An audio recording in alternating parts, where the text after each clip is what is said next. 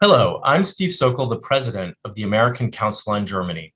As many of you know, each week we check in with a Berlin-based journalist to talk about emerging stories and breaking news. I'd like to welcome you to today's Kaffeepause, What's Abuzz in Berlin. Today is a federal holiday in the United States, but Stephan Detjen is with us today from Berlin.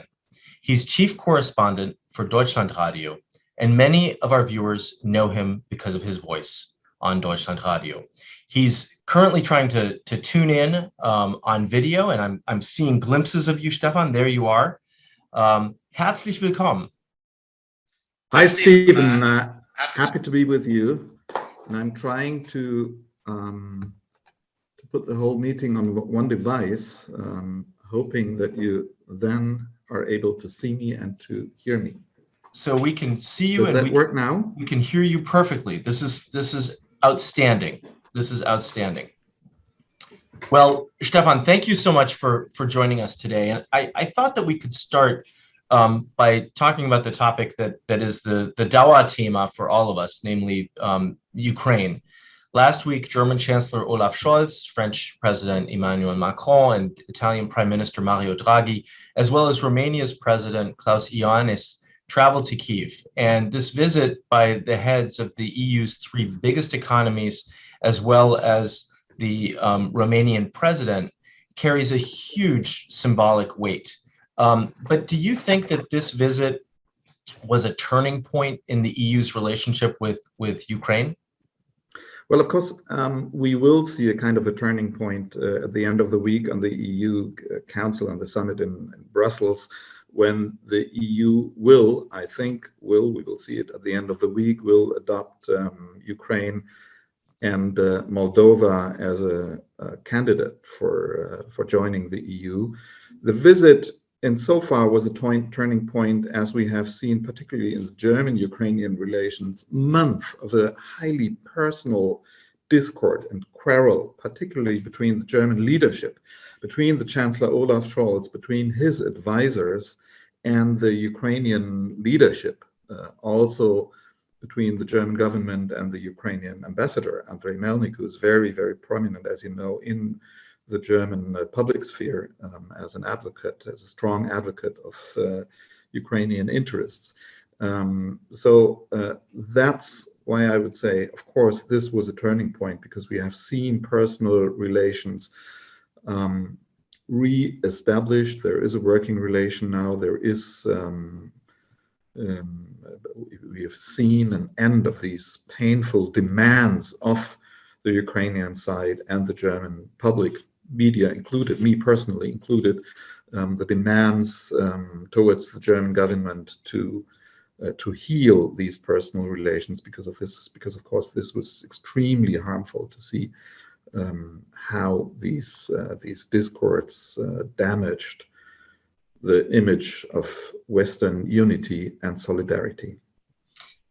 I mean, I think optics, are always interesting to watch, and yet one shouldn't read too much into them. But since you mentioned sort of the personal relationship, I found it interesting as Zelensky greeted each of the leaders, he sort of gave a little hug to Macron and a little hug to Draghi, and he only shook Scholz's hand and sort of remained a little distant. So some of that tension that you were talking about at the arrival was sort of clear on tape. But you think that by the end of the visit, some of the tensions might have been alleviated, and sort of the relationship is off to a better start now.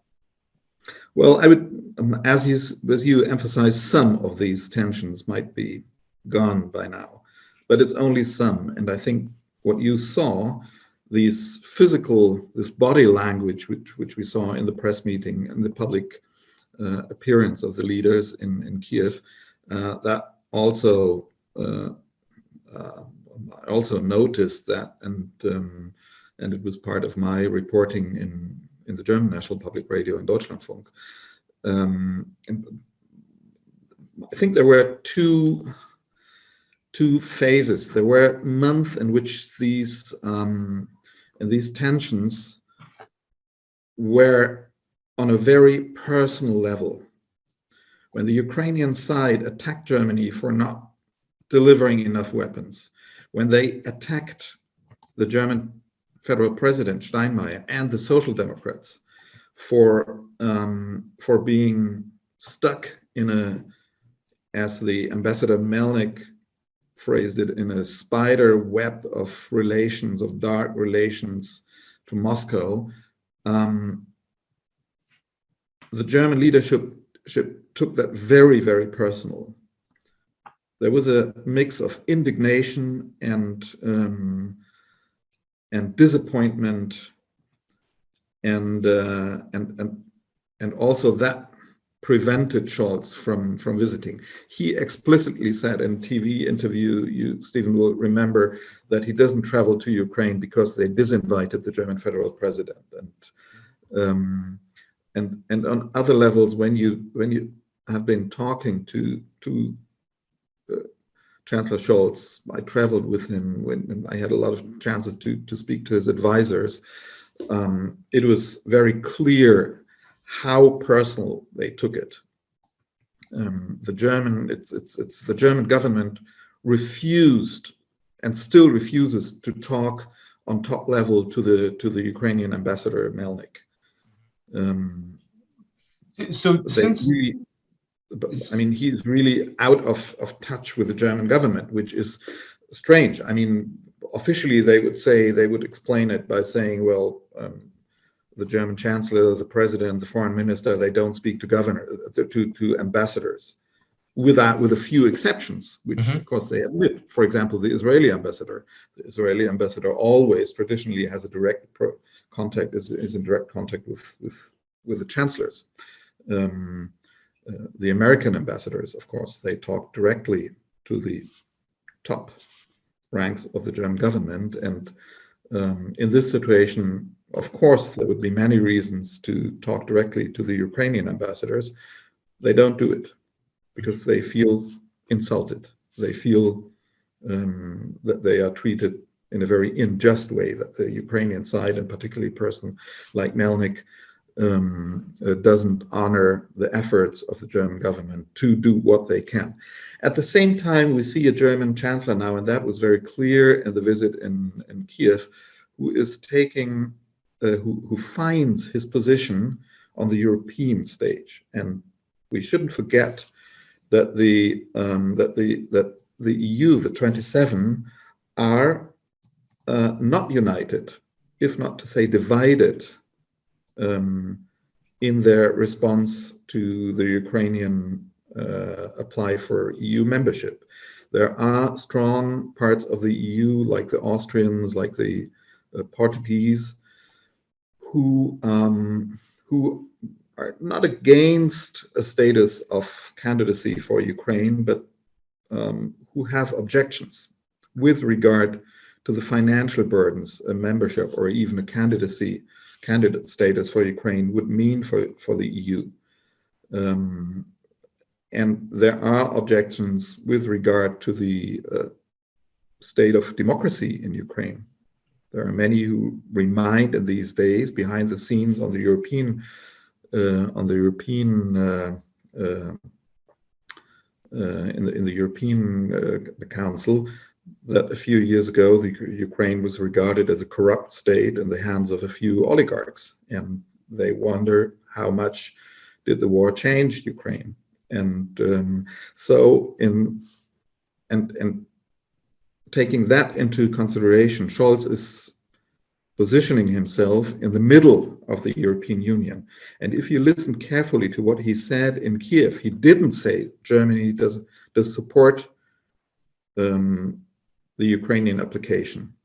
He said, we see the Ukrainians applied for EU membership, the Council will deal with it, and Germany is, and the first part of his of the Chancellor's sentence was, Germany will actively support a united answer of the 27, and Germany hopes that it will be a positive answer. In the German media and in the public sphere, it was interpreted like Scholz is supporting the Ukrainian application. Yeah, I mean, Of course he does, but he did. Certainly from the statements that he was making, where it seemed as if Ukraine would be welcomed to the club of Europe, if you will. And I think Scholz actually went so far as to say that Ukraine, quote, belongs in the European family. So there's certainly some support for Ukraine's entry into the European Union. Certainly today, the European foreign ministers are meeting to discuss that. Annalena Baerbock talked about this as a historical moment for Ukraine. But one of the concerns that you've touched on is also one that one of our viewers raises a question about.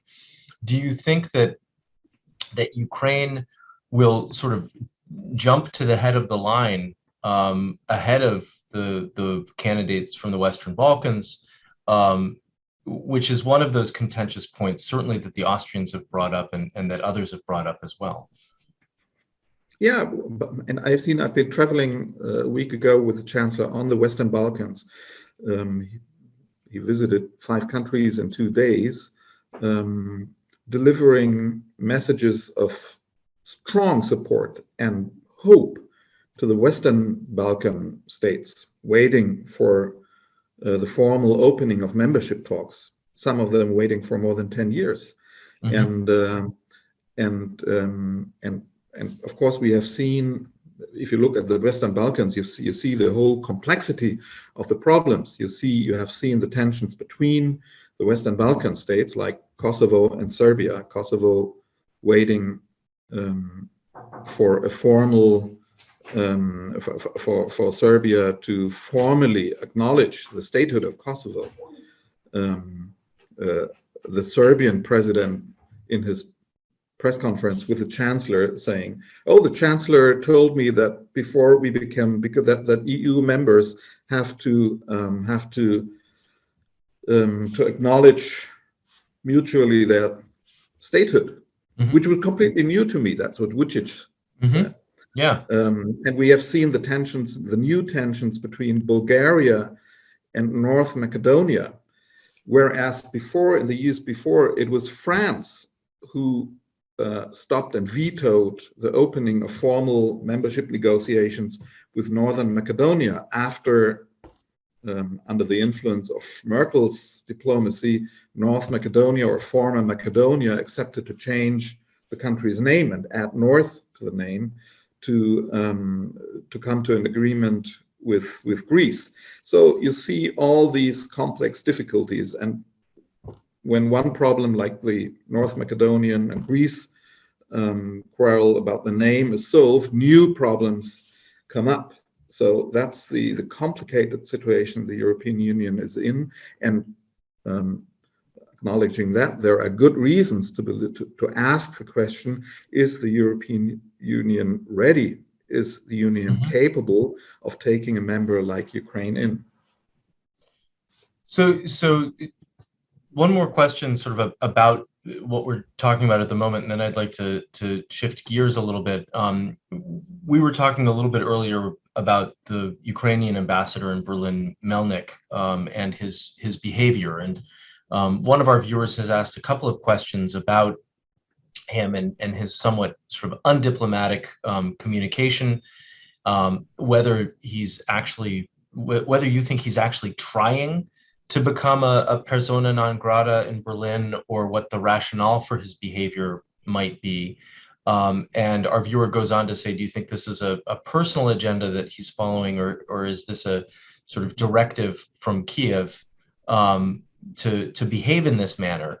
It certainly seems to me from the outside that he's been sort of putting his finger in the German wound, if you will, to try to increase awareness in Berlin and in Germany about the dire situation. And as a result, he's ruffled a lot of feathers. Yeah, this is definitely his interpretation. He claims that he is not only the ambassador, but the advocate of Ukrainian interests in Germany, and that in this particular situation, as the ambassador, the advocate of a country that is under attack, he needs to speak another language than he would do as a diplomat. There is another perception by the German government, who some of them say we need a diplomat, we need somebody who understands the German and who also communicates the problems we have in Germany to his own government. I know that there are some government and cabinet members in Germany who believe or communicated that they believe to have information that Melnik is also seen critically in Kiev, that he might be withdrawn from his post in a certain period of time, whenever.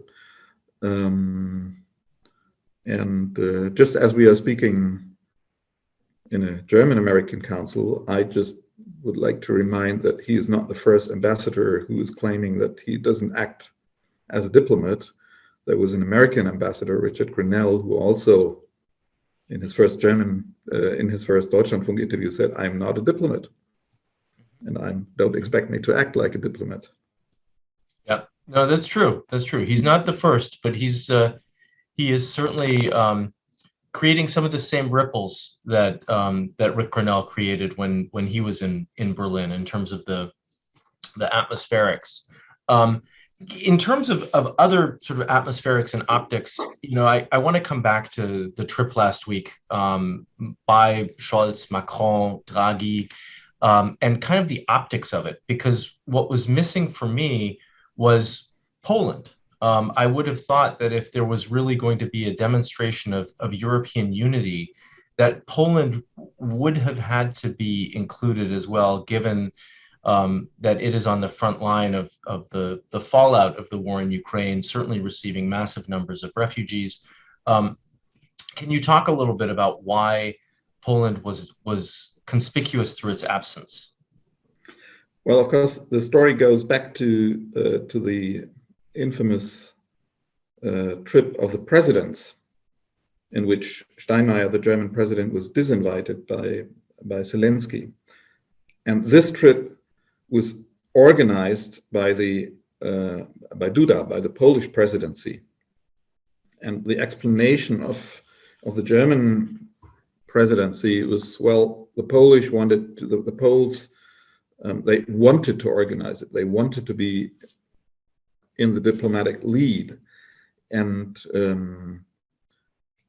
they had organized this trip of the Baltic presidents, the Polish president, and the German president, ending up with this disaster, Steinmeier being disinvited. This isn't forgotten in Berlin, and I think this also, in a certain way, harmed the German-Polish relations. There were also the quarrels we have seen with the Poles heavily criticizing the German government in a similar way like the Ukrainian, and even in a stronger language, particularly than the Ukrainian government did, and accusing the Germans of not delivering enough weapons, delivering too late, not keeping their promises. And so we are seeing some irritations, some diplomatic divides, East-Western divides, and the Poles and some of the very outspoken Baltic states, like the Lithuanians, are part of that new divide we see in Europe.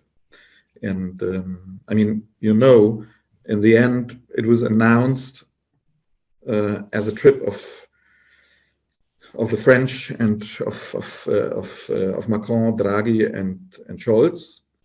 There was a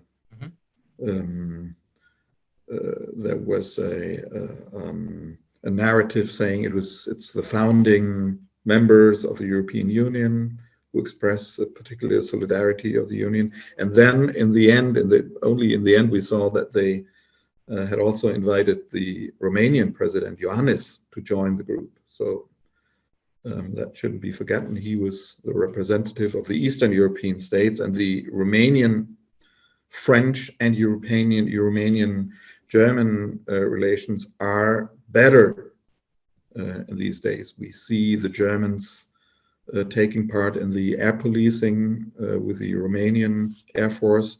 We see the traditionally strong Romanian-French relations working here, but it's worth remembering or noting that the Poles weren't in this trip. Yeah. So you've touched on this a little bit just now with that response. There have been in certainly recent weeks and recent months lots of questions about Germany's credibility, Germany's reliability as a partner. These questions have been raised certainly among Germany's eastern neighbors, but even by NATO here in the U.S. with regard to Germany's position on the war in Ukraine and the delivery of weapons. Do you think that this visit helped sort of shore up Germany's credibility? Do you think that this has helped assuage some of the concerns by others? And what else do you expect to happen sort of next in terms of Germany trying to address the credibility gap that it seems to be dealing with right now? Well, I'm not sure, and of course we have to look at different directions if you want to answer that question. And it would be interesting for me to hear how you're seeing it from an American perspective. Did the German image change after the visit? I'm not really sure how to answer that question, and I would really wait with an answer to the end of the European Council at the end of the week, and then of course we will see all the leaders in Germany in the G7 summit in Elmau.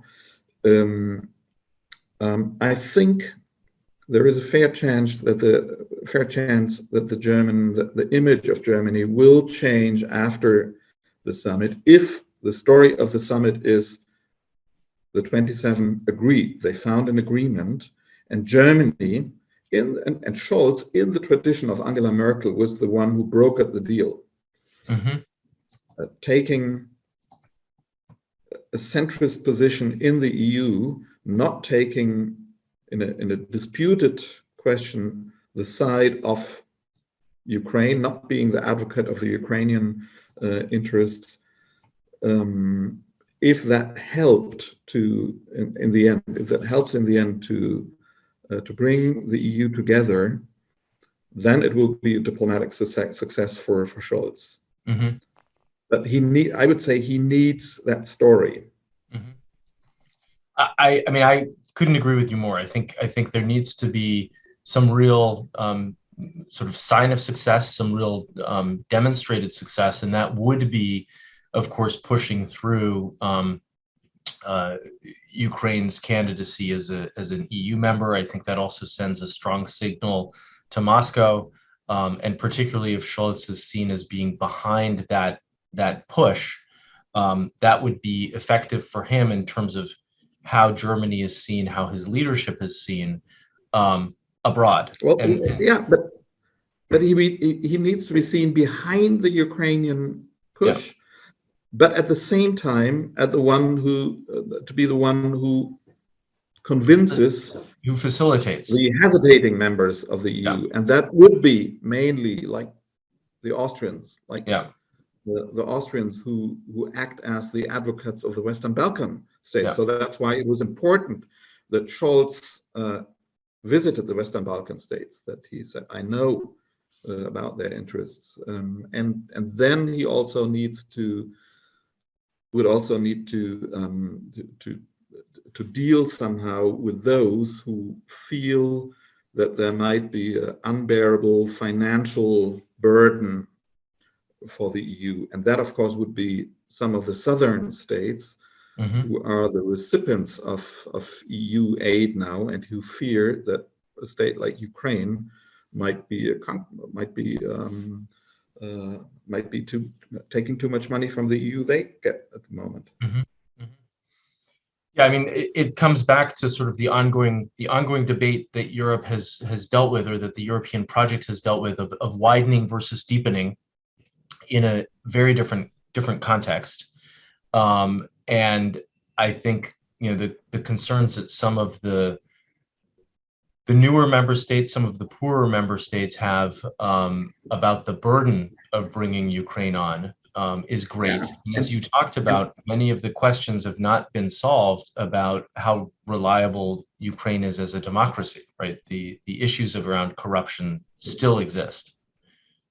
Yeah, and of course it was Emmanuel Macron who addressed these issues in 2016 in his Sorbonne speech, when he developed the ideas of reforming the EU as a group with a center, which he envisioned to be the monetary union, and then different circles around the center. That was Macron's idea, and that was a message addressed to the Western Balkan states to deal with their frustration and to openly tell them, well, in foreseeable time, you won't get full membership, but we will create some forms of associations with the European Union, which are better than the informal status of candidacy, and we will put an end to that idea of never-ending negotiations with endless new chapters opened over the years, and we will find new forms of associations. That would have been or could be an offer to Ukraine in these days. And then we can look at the story, what happened out of that idea. I mean, in the beginning, there was no German government in 2017, end of 2017. Then it was Macron and parts of the German audience accusing Merkel of not supporting Macron's visions. And then it was Macron who brutally blocked the negotiations with some of the Balkan states. So it's a complicated story, and I think it's not too easy to decide who is the evildoer in this European game. Was it Macron who wasn't able to convince others in the beginning, Merkel of his ideas, and then acting against the interests of the Western Balkans with Merkel, who didn't have any sense for European visions and who was stuck in her pragmatism.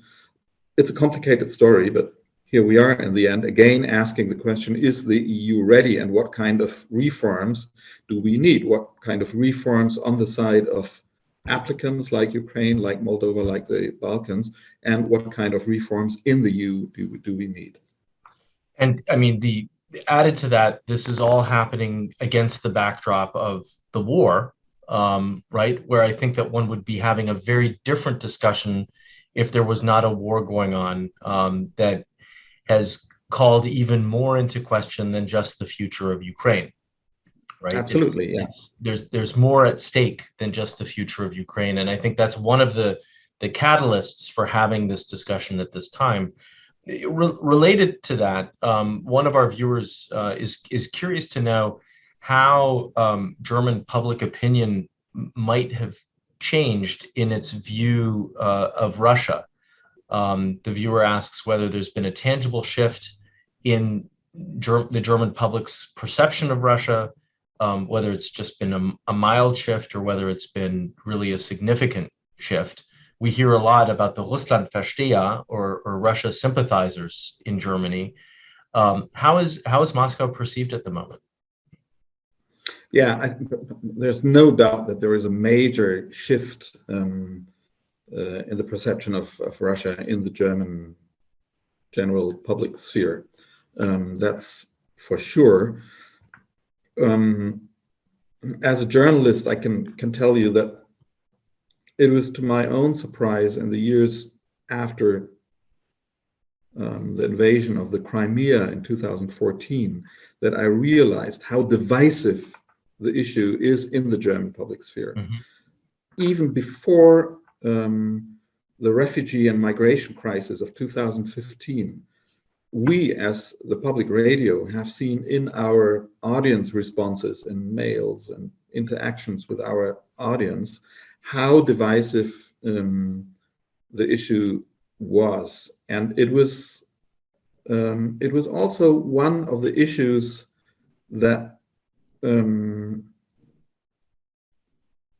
that nourished the right-wing populist movement. The AfD was from the beginning on was partly a party of the Russlandversteher. They had a strong constituency within the German Russian migrant population, the Russlanddeutsche community, and then in the course of the other crises, the migration crises, the issue hasn't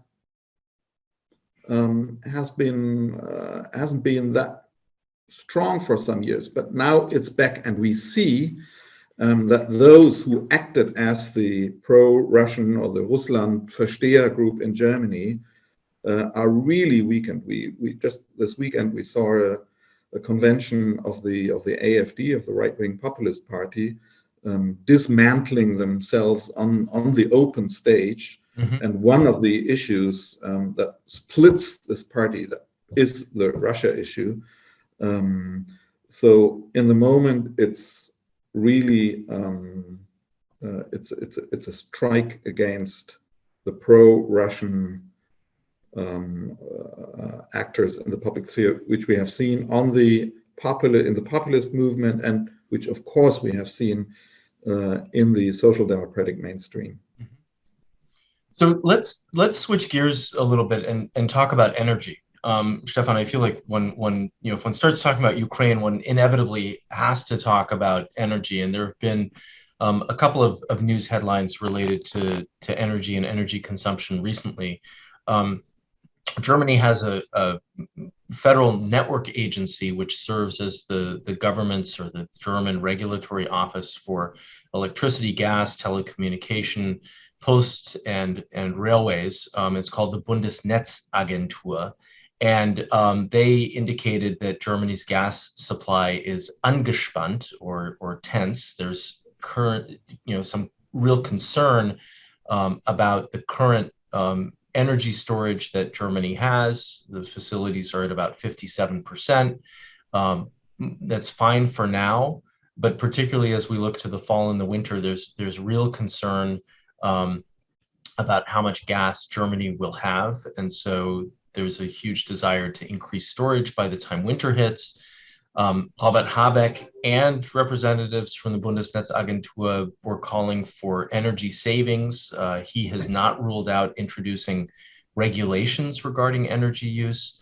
And there's even been discussion about replacing gas with coal in the midterm to the short term.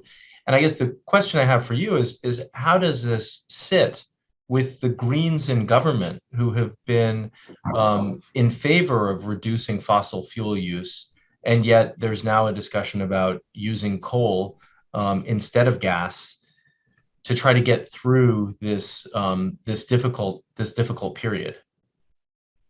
Yeah, it's a very interesting question, and it was one of the questions that occupied me and many other colleagues in the summer when we saw that the Greens most probably will be in the government with a larger than ever group of Green MPs in the Bundestag. And when we looked at the new Grüne Fraktion in the Bundestag, we saw that there were many young Greens, many of them politically socialized in the climate protest movement, being climate activists with close ties to the climate protest movement. Some of them having protested, being arrested in the protests in the brown coal areas in Germany. So we were waiting, how will the Greens be able to govern with this parliament? And now we are seeing that they, and also the Social Democrats, of course, also with a strong group of Jusos, young social Democrats in their Bundestagsfraktion,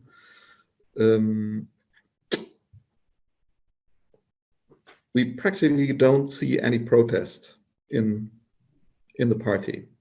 And it's interesting to ask why. Why does this government that is setting up €100 billion fund for the army, that is talking about firing coal power plants, that is considering prolonging the nuclear energy plants in Germany, which they actively did consider. So how does it go along with this Green Party? And I think the answer is that the Green Party today isn't the Green Party which we have seen 10, 15 years ago. It's a party that expanded a lot, that won 2/3 of their membership in the last 6 or 7 years. Well, don't nail me on the number of years, but that won a lot of their membership in the last years in a time when Robert Habeck and Annalena Baerbock were the chairs of the party. So many of the members, of the new members, joined the party in a time when the party was steered into a government, which meant they knew this party one day will need to be able to compromise, to govern the country in a complicated world. And the elder fundamentalistic parts of the party were systematically muted in the last years under the leadership of Habeck and Baerbock. So it's a very pragmatist party by now, and that's why I think we don't see these problems within the party. We see the problems massively in the government. We see that the government, that this coalition has problems and has a lot of tensions, particularly between the Greens and the Social Democrats and the Liberals, and that's where we see the massive problems at this time, not within the Greens or the SPD. Mm-hmm. I think, as some of our viewers will know, I've said this before, I think one of the big challenges that Olaf Scholz was going to face was not only keeping the three parties in the coalition together, but dealing with divisions within his own Social Democratic Party and within the Greens, because in both parties one has sort of the sort of more progressive extreme groups, but then one has the more realist groups, and those internal divisions seem not to be as great at the moment as one might have thought. But sticking with the issue of energy and the issue of coal, one of the things that I found interesting as I was following the news over the weekend was, despite the current tendency to use coal instead of gas to try to get through the next few months and even next few years, there still seems to be a sense by Robert Habeck that Germany will be able to really eliminate the use of coal by 2030. How do you see that sort of panning out? Do you think that's a realistic approach?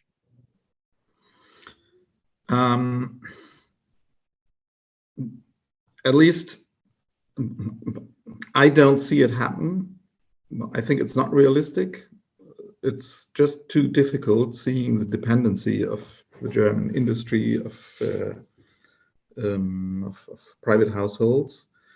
But at the same time, we see that how the situation pushes forward the energy transformation in Germany, and how certain discussions within months are going to be solved if we're looking at the expansion of wind energy, wind farms in Germany, which was a discussion that was for a large part transferred to the courts, politics waiting for the courts to decide on rules, how and where wind farms could be built, how distances between private houses and windmills have to be measured, and so on.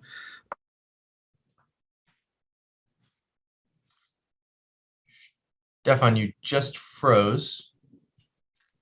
Stephen? Stephen? Yes, I can hear you, but you've frozen. Hear me? Yes, yes. Maybe I tried to. Yeah, maybe I tried your... to put on the camera again. There is definitely a problem here with my devices. Or maybe just but turn the camera off. Why I'm trying to fix that. I think I don't see the goals that are proclaimed reached in 2050. It's hard to imagine how this can work out. Nevertheless, I see an immense dynamic and a new dynamic in the process of the energy transformation. And maybe one last question on this topic. There's been quite a bit of criticism from the opposition, particularly from Jens Spahn, who's been serving as one of his parliamentary group's deputy chairs in the CDU-CSU, about the Ampelkoalition and its energy policy. How much of that criticism should be taken seriously, and how much of it is just sort of the jockeying between the government and the opposition parties?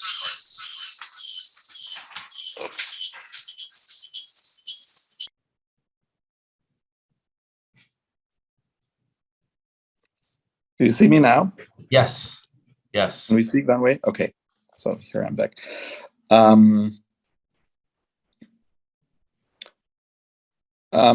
So now we are talking about the opposition. Yeah. So I just asked about some of the criticism from the opposition, particularly from Jens Spahn in recent days, about the government's energy policy, and how much this is sort of criticism that we should all be taking seriously as we follow Germany, or whether it's just the natural sort of back and forth between government and opposition parties. Well, it's both. I mean, to a certain degree, it's the normal positioning of the opposition, but we are seeing a strong opposition, and who would have expected the opposition to be so strong again? They are leading in the polls now. They are far ahead the Social Democrats.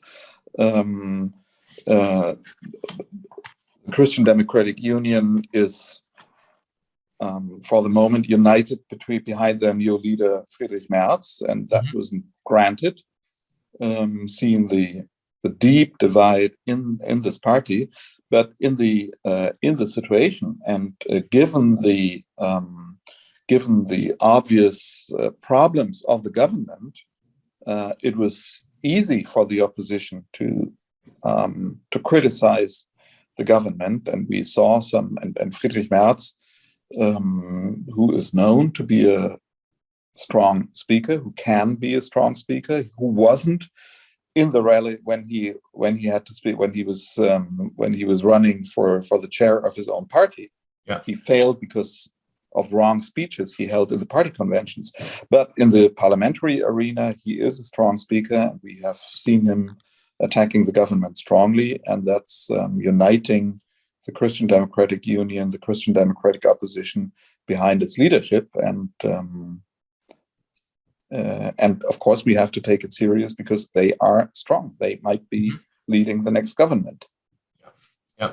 So, Stephan, as we come to a close, I'd like to ask you about the French election. Of course, French President Emmanuel Macron just lost the absolute majority in the National Assembly, meaning that he'll need the support of other parties in the parliament in order to back his government and to pass laws. And one of our viewers submits a question very much along the lines of what I had wanted to ask you about. She writes, how should Germany view the results of France's parliamentary elections? Is Macron's loss of an absolute parliamentary majority and the rise of the far right under Le Pen a risk both for developments regarding Ukraine and more broadly for European political stability? Of course, there is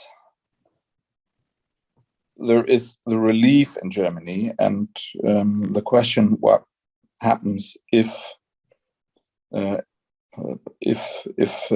Pen is becoming even stronger?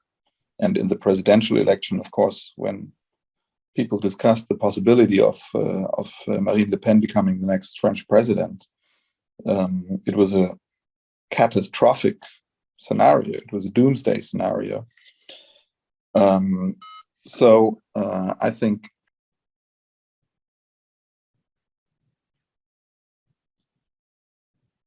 so. Stephan, I think we lost you altogether.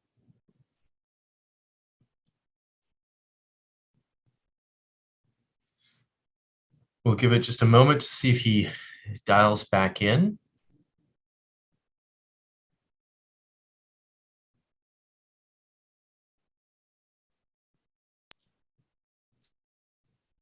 Stephen?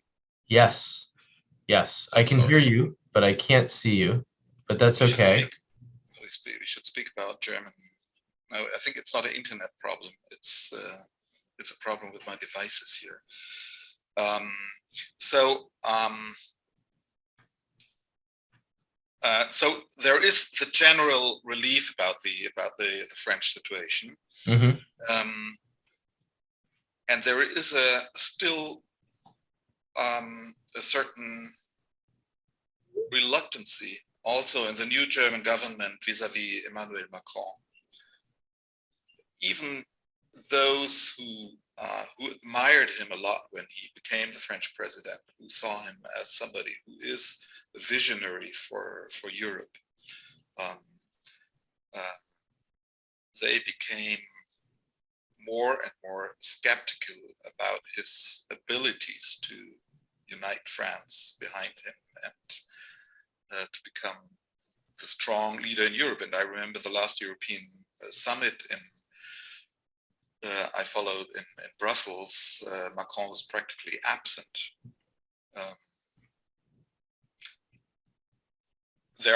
We heard some voices also from the German government who said it might be a chance for France, that they have to go for a coalition government, that they have to learn to compromise, that they have to somehow give up the idea of that presidential power monopoly. So some Germans might think that it will be easier to make politics with a new constellation we will see in France than it was before. Mm-hmm. Well, Stephan, on that note, I would like to thank you so much for joining us today. I feel like we've covered a number of topics during our Kaffeepause today, but undoubtedly we've left many topics and many issues undiscussed, and so I hope we'll have an opportunity again in the not too distant future to get together and to continue the conversation. But for now, ein herzlichen Dank nach Berlin. It's been a great pleasure to have this conversation with you. Thank you, and sorry again for the technical problems I had. For the next meeting, I'm trying to fix that.